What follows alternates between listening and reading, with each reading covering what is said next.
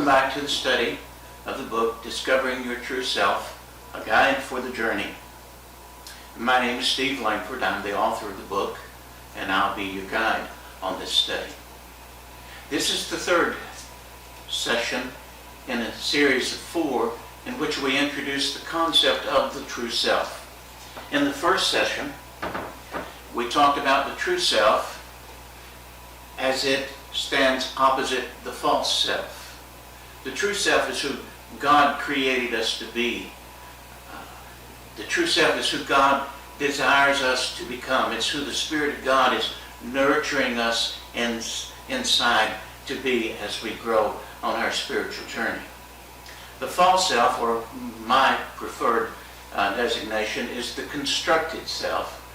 It's the self that the world told us we had to be if we wanted to be accepted, if we wanted to have value or standing in the group or in society. It is the persona that we manufactured in response to what society said to us. It is the persona out of which we live. In the second session, we began to dissect the constructed self. We looked at all of those components that are involved in the creation of the constructed self. And then we looked at the byproducts, what the constructed self produces, both in our own lives as well as in society. In this video, the third of the series, we'll be talking about anxiety and how anxiety is the unrecognized driver of the constructed self. In this video, we'll talk about where anxiety comes from. And we'll work to help you identify the particular anxiety that shapes your individual life. Because each of us live with anxiety, but the particular anxiety with which we live is unique to each of us. So what do I mean when I talk about anxiety? Anxiety is a dimension of fear. Anxiety is actually archaic fear, old fear. See, fear is an emotional and physiological response that we have whenever we encounter a threat in the present. Now, the threat can be real or the threat can be imagined, but it is our reaction to that threat in the present moment. And the reaction is designed to keep us safe from the threat. But anxiety, as a form of fear, is different. It is archaic fear. It is old fear. It is fear of the future, not the present, but fear of the future that is rooted in the past. It is the fear that we will once again be rejected and left out. The fear that we will be inadequate and not measure up. The fear that we will be treated as insignificant and less than or no good. It is the fear of experiencing in the future what we have experienced in the past. And so anxiety is the residue of old pain that taints our spirit in the present. It's the twitching of old fears. Now, whereas fear creates this emotional, physiological reaction in the present moment, anxiety is this nebulous feeling of dis-ease that lies just beneath the surface. It's that sense of, I need to do something. It's that sense of, I need to do something, to fix something, or to change something so that I can be back at peace. Whereas fear is what we experience in the present moment in reaction to a current threat. Anxiety is always with us. It lives just below the surface of our awareness. It is that dis-ease with which we live. And so anxiety, because it's always with us, becomes the lens through which we view life. It becomes the radar that we have constantly going, trying to evaluate whether this person, this situation, or this group will be a safe place to belong, in which who we are and what we can do will be valued. So this kind of anxiety is a normal part of the human experience. And it drives the constructed self.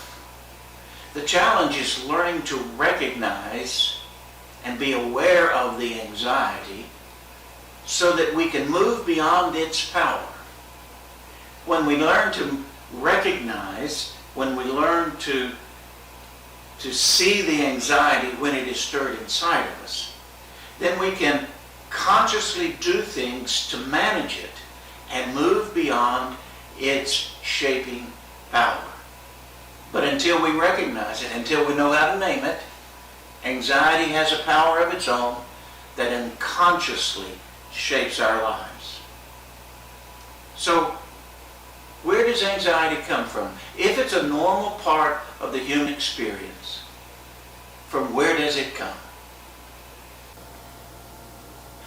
This anxiety, which is such a normal part of our human condition, is rooted in two emotional forces. These two emotional forces are at work in all of biological life, from the cellular level up to our level as human beings.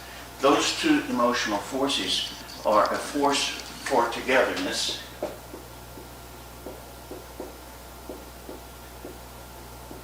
we are pulled to connecting, to being together, and then a force for separateness.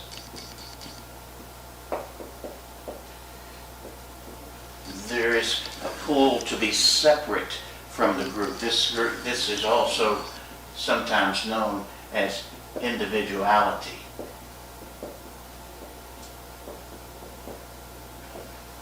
So these two forces are at work in all of life, and you notice there's a tension between them. There's the desire to be together, and yet there's the desire to be separate, to be our own individual self. So there's this seesaw that is at play in all of life.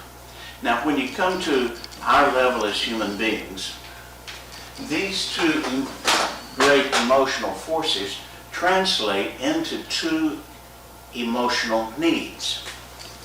We have the need for security.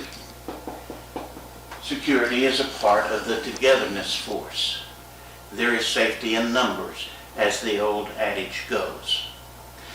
On the separateness side, there is a need for a sense of identity. A sense of who we are. So every relationship then becomes a balancing act between these two deep needs, the need to be safe, security, and the need to be separate, to have our own identity. Every relationship becomes a seesaw back and forth between those, and sometimes we shift over on the togetherness side, and sometimes we have to shift back then to the individuality side or the identity side. Now, these two basic emotional needs can be broken down into two components in each. So the two components in the security need is the need to be safe and the need to belong. Security is about being connected in a group where we are safe. You can't really belong if you don't feel safe. And so, in some sense, this need to be safe is a foundational need. On the other side, on the identity side, there is a need to have some sense of power, some sense of ability. And there is a need to have a sense of value, a sense of significance. So these two basic emotional needs, security and identity, when you break them down into their components, translates into four emotional needs that are woven into the very fabric of our emotional DNA. We all live with the need to be safe and belong in a group where we are valued and what we can do is valued. These are foundational emotional needs. Whenever we say, I love you, what we're saying to the other is, I feel safe to you and connected with you because you value who I am and what I can do. These are foundational emotional needs that we all have. But these emotional needs are the basis of the fears of our life.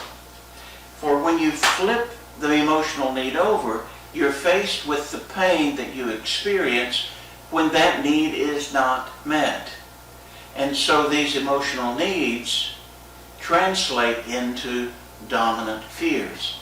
The need to be safe carries with it the fear of being hurt. The need to belong carries with it the fear of being rejected, the fear of being abandoned, the fear of being left out.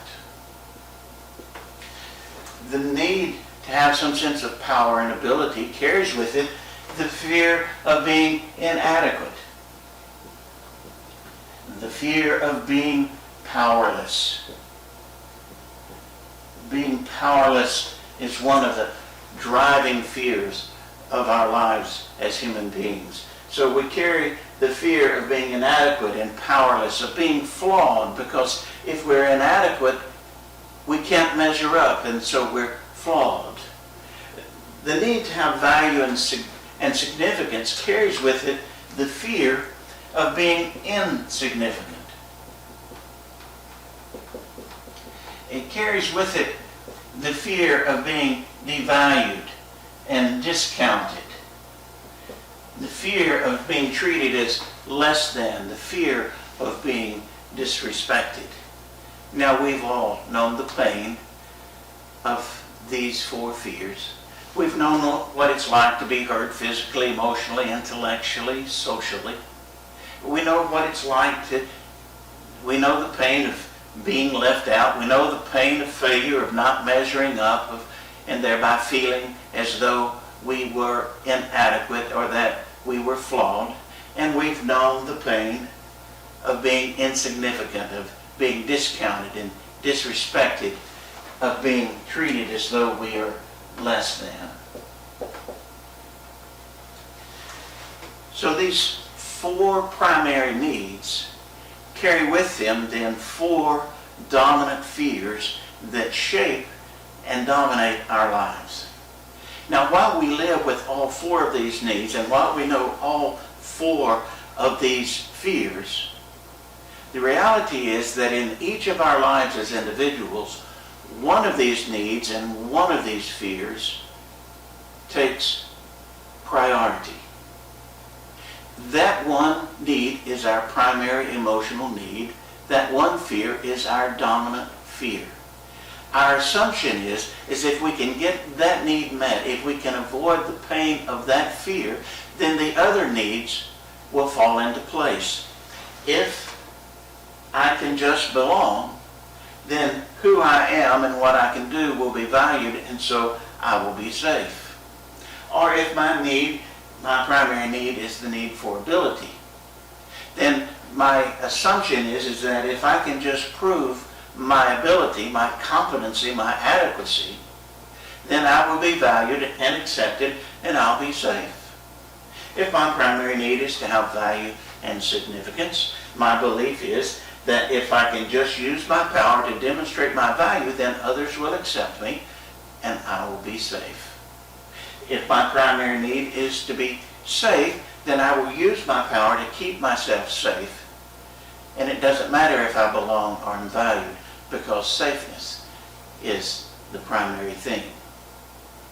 We believe that if we get the one need met, all the others will come into being as well. Now, here's the thing. That one primary emotional need with its corresponding dominant fear is the anxiety that drives our lives as individuals.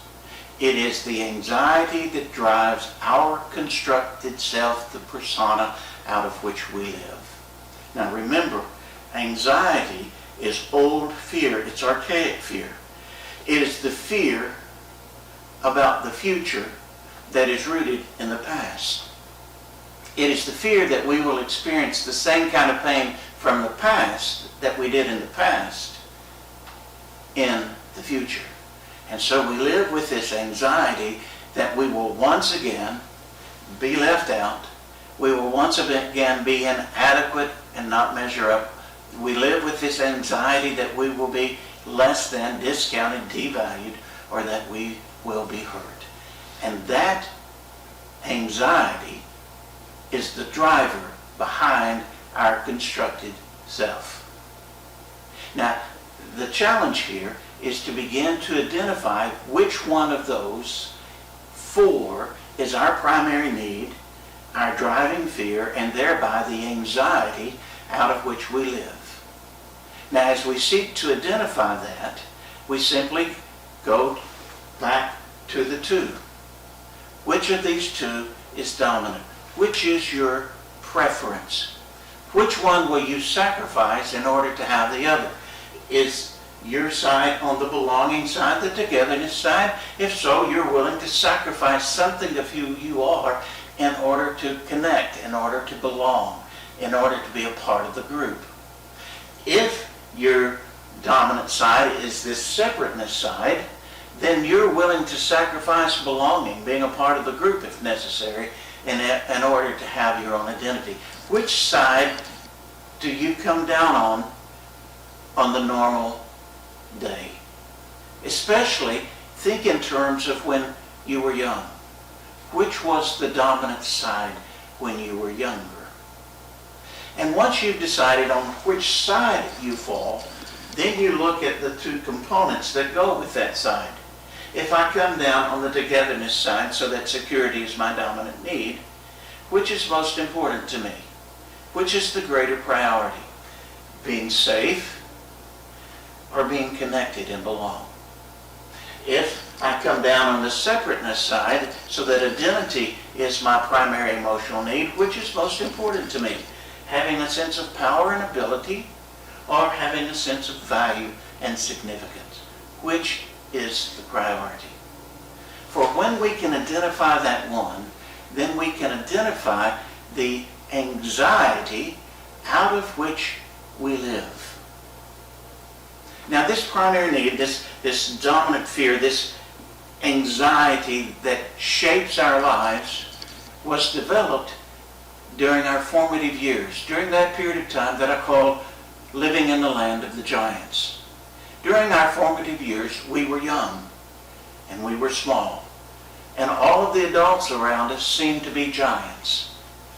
And so as we lived in the land of the giants, things happened that impacted us emotionally, so that this need became the primary need and this fear became the dominant fear because of the pain we experienced, and it became the anxiety out of which we live. Now, the factors that determine that need and that fear and that anxiety differ for each one of us. It may have had to do with events that took place during those formative years. It could have been a move. It could have been the birth of a sibling that came and displaced us from our parents' attention.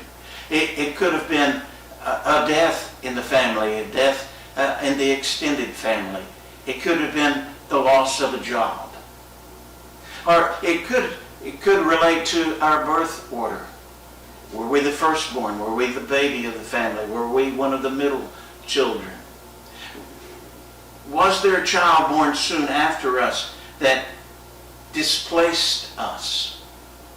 Or perhaps the factor is the amount of attention we received when we were young, or the kind of attention that we received when we were young, or who it was that gave us the attention and who didn't give us the attention. Or maybe it's those challenges that were going on within the family that impacted our parents, and it created stress for them. And it was the way they handled those stressors. You see, the factors that shape this need, this fear, this underlying anxiety differ for every one of us.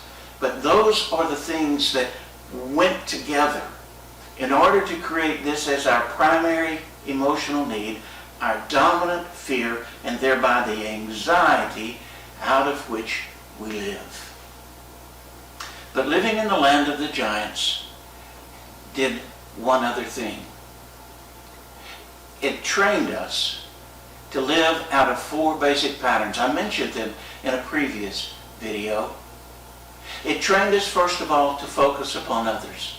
It trained us to pay attention to those giants, because those giants were the key to our sense of safeness, to our sense of happiness, to our needs being met.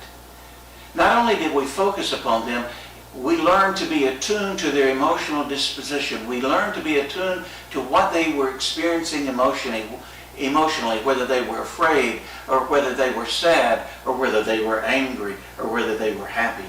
Because the emotional disposition of the giants impacted us. And so we learned to read the emotions of the giants. The third thing that we learned to do was to believe that we were responsible for what the giants were feeling. If they were afraid, if they were angry, if they were sad, if they were happy, we were responsible. We caused it. And so we learned to believe that we had some kind of control over those giants. So that the fourth pattern was, we learned to look outside of ourselves to get our needs met. We learned to look to someone else to make sure that we were safe, that we belonged, that we had value, that what we could do was respected. 4 patterns: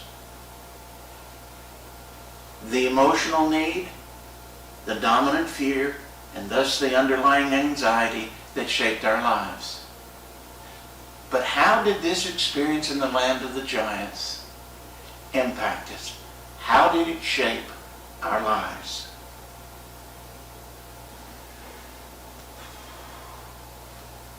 Now, this primary emotional need and our dominant fear, this underlying anxiety out of which we live, shapes our lives in 3 primary ways. It shapes our sense of identity. It creates a fear-based identity. With it, it determines our relational pattern, how we live in relationship with each other. And it also determines the triggers of our emotional reactivity.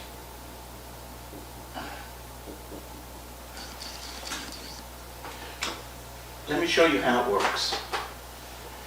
Because we were trained to focus on others and read others' emotions, our sense of ourself, our sense of our identity, is tied outside of ourselves. It is tied to others. We learn to see ourselves through the eyes of others. So if my primary need is the need to belong, if my driving fear is that of being rejected, abandoned, or left out, my sense of self is tied to whether someone loves me, to whether I fit in, to it. My sense of identity is tied to the group to which I belong. And so the relational pattern I use, now a relational pattern is how we use our power in the relationship. And the way we use our power is to get our need met and to avoid that which we fear the most. So if our need is to belong, then the way we use our power is to keep other people happy, to avoid making other people mad. We use our power to take care of others so that they will like us, so that they will love us, so that they will accept us. Because if we make them mad, then they will abandon us and reject us. If our driving primary need and dominant fear is the need to be valued and have significance, and we fear being discounted and disrespected and treated as less than, then our sense of self is tied, our sense of identity is tied to the standing that we have in a significant group to us. And so we use our power to prove, to demonstrate our value so that we will be accepted and thereby be safe. If our primary need is the need for power, if our driving fear is that of being inadequate or flawed or not being able to measure up, then our sense of identity is tied to accomplishments, to something outside of ourselves. And we use our power to prove our ability so that we will be valued and thereby accepted and thereby safe. If our primary need is to be safe, our identity is generally hidden. Not just hidden from others, but often hidden from ourselves. Because we're not concerned about becoming who we are, we're more concerned about keeping ourselves safe. And so we use our power, our relational pattern, to build walls around us, to keep people at an arm's length, to keep them from getting too close to us where they might hurt us.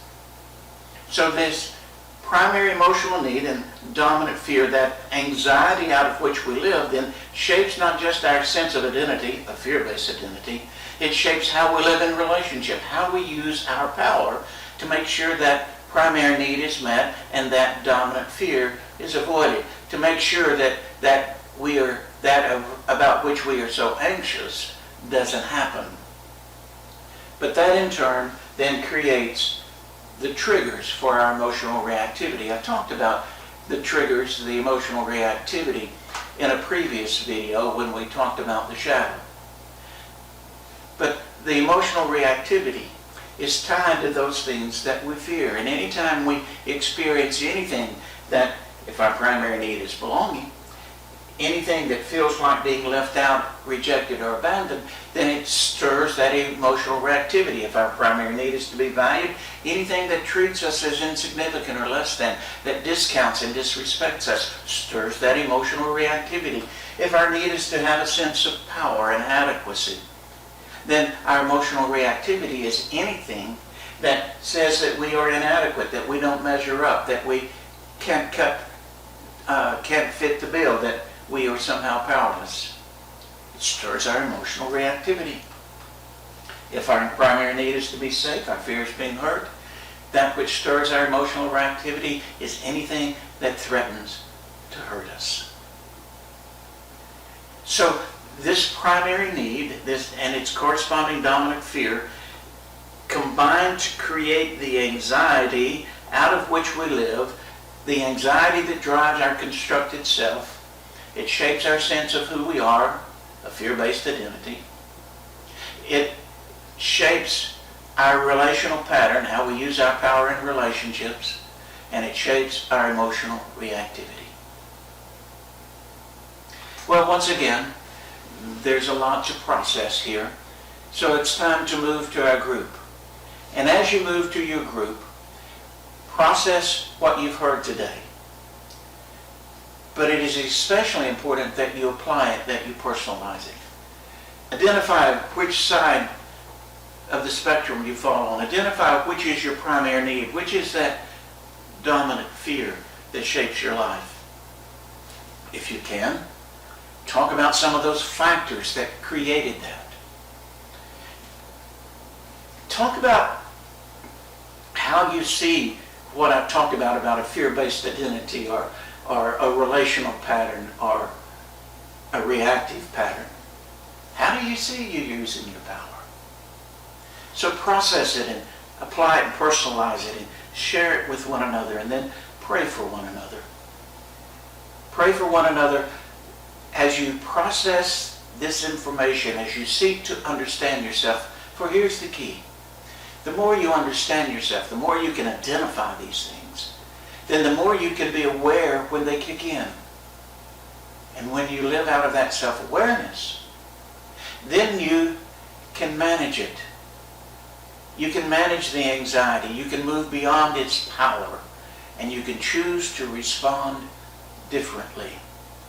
You can choose to respond out of who you are as God's creation and God's child, not out of who the world created you to be. When we gather again for our next session, we'll move away from this conversation about the constructed self to looking at the process and the pattern of spiritual development and growth. We'll talk about how to move from the anxiety into God's peace, out of this fear-based identity into an identity shaped by who we are in Christ. We will talk about moving from into. You'll find that information in chapter 12 in the book, and I'll look forward to sharing that with you. In the meantime, I trust you'll be aware of the Spirit's presence in your midst as a group, as you share with one another. I trust you'll be aware of the Spirit's work in your own life as the Spirit brings insight and understanding and an aha. For the Spirit wants to bring healing to those emotional memories. The Spirit wants to bring healing to that anxiety out of which we live. The Spirit wants to set us free so that we can be who God created us to be, not who the world created us to be. So until we gather again, I pray for you the peace of Christ.